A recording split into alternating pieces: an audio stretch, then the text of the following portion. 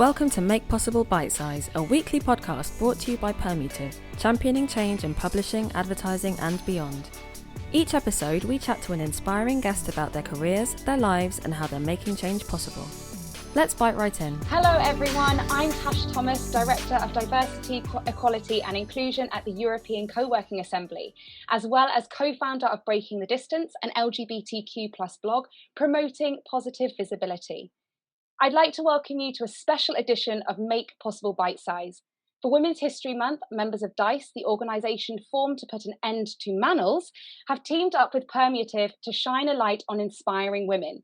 DICE's aim is to bring diversity and inclusion to conferences and events to ensure every perspective is heard and every story is told. For today's episode, I am so happy to welcome Amber Hikes, the current Chief Equity and Inclusion Officer for the American Civil Liberties Union. Amber is an unapologetically queer Black woman, responsible for passing one of the nation's most trans-inclusive police policies. She has previously served as Executive Director of the Philadelphia Mayor's Office for LGBTQ+ Affairs. She has been recognised by Out magazine as Community Organiser of the Year, as well as being responsible for adding the black and brown stripes to the rainbow flag, prompting a global conversation about race discrimination within the LGBTQ+ community. Hello, Amber. Hey, it is so good to be here. I am really thrilled to be in conversation with you. That's amazing. So thank you for joining me for this episode. Could we start with telling our listeners and viewers a bit more about yourself and what the American Civil Liberties Union is all about? Sure. So I'll start with myself. As you mentioned, I'm an advocate, an organizer. I'm a person who is fueled by, inspired by, and steered by community in all things. But if we get just to brass tacks, like you mentioned, I am the Chief Equity and Inclusion Officer for the ACLU, the American Civil Liberties Union. And what that means is that I make sure that people feel like they belong at work, like we see them at work, like we value them and we care about them. And there's a lot of policy and strategy and sophistication behind how I do that. But at the end of the day, that's what I do.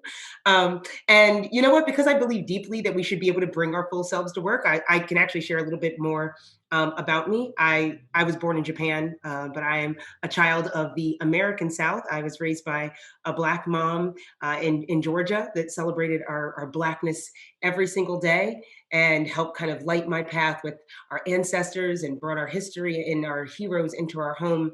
And so I kind of grew up understanding how important and how sacred my own Blackness was. And so as a young adult, I was raised by Black and brown trans queer women and queer women of color in particular, who wrapped me in community and taught me about powerful queer history. And so I'm very, very, very grateful to be where I am now, which is working at the ACLU. The final thing I'll say about the ACLU is I know a lot of folks who know about the ACLU. Sometimes they hear American Civil Liberties Union and they think free speech, and that's true. That's what we work for in the United States. But we also we do a lot more work other than that. And so some folks may be surprised when they hear about some of the civil rights that have been fortified and protected in America by the ACLU. But rights like integrated schools, reproductive rights, integrated neighborhoods, the right to protest, the right to have a jury that looks like you, the right to not have your mail searched, the right to teach evolution in public schools, and just as recently as summer 2020, the right to keep your job, no matter what your sexual orientation or gender identity are. Like all those cases were the ACLU. And of course, since it's Women's History Month, I can't talk about the ACLU without uplifting Justice Ruth Bader Ginsburg, who started the Women's Rights Project at the ACLU. So may her memory, of course, be a blessing and a revolution. So I'm very proud to work at the ACLU, very, very proud to do my work. And that's a little bit about who I am and what I do. What an incredible upbringing. And all the work that the ACLU do is just, wow, it's groundbreaking. Yeah. Thank you for sharing that and bringing some context as well. So I'd like to kick off with our first Make Possible question. If there's one thing that 2020 and the start of 2021 have taught us about, it's resilience. So our first question is, what are the challenges that you are most proud to have overcome in your career? It's such a great question. It's a complicated one. I'll explain why. But I really appreciate this lens around resilience over the last year. When I think about my career, in my career, I have so often been the first, right? Like the first Mm. social worker in my role, or the youngest person to hold a position, or the first Black queer person to be hired. And these firsts come with a lot of opportunities, but they also come with challenges. And because when you're the first at anything, you're going to face biases. You're going to have odds that are stacked against you. And I know a lot of women can relate to this. And in some ways, you're going to be without role models. And so I used to joke that in so many of the roles where I was the first, it felt like I was trying to retrace a road trip using someone else's gas station or petrol receipts. But truly, the biggest challenge that you're facing when you're the first is this overwhelming added pressure to not be the last, right? So have thought often over my career, if I don't succeed here, will they never hire a social worker again, or will they rethink the next Black woman who applies? And that kind of overwhelm can be really crushing. And at the same time, we can't be crushed by it, right? We have to be able to live up to that and to continue to pave and light paths for the next person who comes in. And so I'm really proud of that.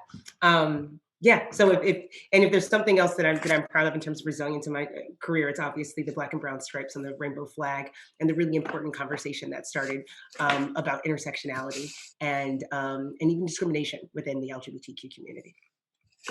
Such a good point. Like, you never think of that. We focus so much on celebrating the first that we um we have a cat. I love a cat. I love it when animals join us on Zoom. I'm all We for have a that. bit of a visitor. I'm all for that life. My dog's away at the neighbours because he's very loud. At least cats are silent. For the podcast, we have a beautiful white cat that's joined us on screen. Beautiful. Um, but yeah, you never think about the idea of not wanting to be the last. And I think you're right. It's such a heavy weight to hold and such a big burden, but it also focuses you, right? Which actually leads us on to the next question. What is your focus this year? What is your driving force behind the work that you do today? And where do you see that taking you this year? Oh, wow. I'm thinking about this last question that you asked about the resilience of 2020. And when I'm thinking about my work, I'm remembering, of course, last summer in the US, people, all kinds of folks, finally woke up to the violence and injustices that Black folks have been experiencing for more than 400 years in America. And of course, we know that that movement spread all over the world. And as that happened, we heard all kinds of commitments from people, corporations, educational institutions, communities about racial justice. But the focus for me this year is to keep our foot on the gas, right? The liberation of BIPOC folks, racial justice, racial equity, these can't be trending topics or issues that just flare up only when we watch an unarmed Black person that's being murdered by the police, right? This work is for everyone, and it has to happen every day. The ways in which folks stepped into their allyship since last June, it needs to be happening this March, right? And then April and May, we have to keep going in that vein. And because we're closing out Women's History Month, I'm thinking a lot about the intersectionality of race and gender in particular, right? A Mhm. lot of my advocacy these days happens in the workplace. And that's because we have brilliant young leaders who are in the streets, in our organizations, in our schools, in community. And our place in movement, it changes over time. And so there was a time in my life when I was leading protests and organizing marches, and now that work is being done better by young people rather than me. So I focus my work inside, right? And so I just want to uplift that there's so much work that we can be doing specifically around how we focus on women in the workplace and the different realities and challenges that they face. And so I see this with global companies, with higher education spaces, with the government sector, nonprofits. Women are really up against some pretty tremendous barriers, including, of course, the pay gap and what things look like for women who are caregivers, what things look like for trans women and the different experiences that women who are Muslim face, or women who have disabilities, right? And of course, we know that women of color in particular have so many different challenges in the workplace, including microaggressions and the experiences that they have being talked over, or not being less likely to be promoted, less likely to be hired. So I elevate and name those things because that's where we have to be focusing on these intersections and keeping our foot on the gas for any commitments that we made to ourselves, to each other, to our employees over the summer, making sure that we're not losing sight of those. I love the fact that you speak about intersectionality. I feel like for the first time in the past 12 months is people are really understanding what that term means in every day, rather than it just being this obscure word. And I think people are really starting to understand the gravity of what intersectionality means. So makes my heart sing that you bring it up here as well for our listeners. So our final question for today's Bite Size show is, what advice would you give to the next generation of women who are trying to make things possible? Yeah, I really appreciate this question. And since it's about the next generation, I'm just gonna focus on young people. You know, I was talking about young people. I started my career working with young folks, young high school and college students, and I feel deeply that young people are our North Star. Mm. And so I want to remind them that the movement for our liberation is their birthright. It was inherited from our ancestors and passed down from generation to generation. Young people are a part of a legacy of youth led movements that have changed the world over and over and over again, from anti war to racial justice to queer liberation. So, and so many more. So, I just want to remind young folks that if you ever wonder if you hold power in this movement, just remind yourself of the legacy that you're a part of and never forget who you are and whose you are. And what I want to say about that is that people tend to know what I mean when I say who you are, right? Like staying in your character, grounding in your power. But I want to expand a little bit on whose you are. And by that I mean remember the legacy that you come from, the women, the non-binary folks who came before you, who lit your path and paved the way. And I ask young people just remember that that legacy is not yours to feel overwhelmed to live up to, right? But to hold in the possibility of it, right? Just remember whose you are. Remember the community that you belong to and are accountable to. Remember that you're not alone, right? You belong to a family that's in this work is going to continue to fight for liberation. And so, what I would say is, as you go about your work, your relationships, your life, remember who you are, whose you are, and keep that foot on the gas. Wow. That, I mean, I would have loved to have heard the answer to that question at 15, 16 years old. It still resonates even now. Such powerful words. Thank you so much, Amber, for joining me today. I just want to say thank you to all the listeners and viewers for tuning in to this special episode of Make Possible Bite Size. Next week, we will be speaking to another inspiring guest about what they do to champion change. Enjoy the rest of your day. Thank you. Thank you.